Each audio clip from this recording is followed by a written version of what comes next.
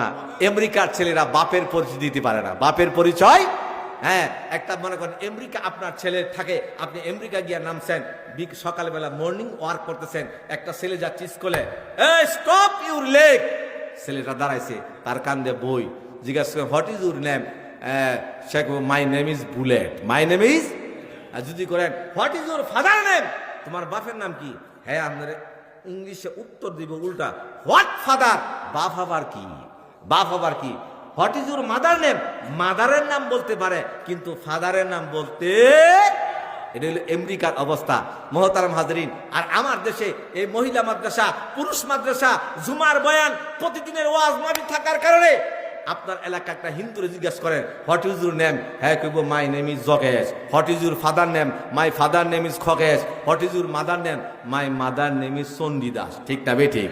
এটা হইল এই মাদ্রাসা মসজিদ আমাদের বয়ান।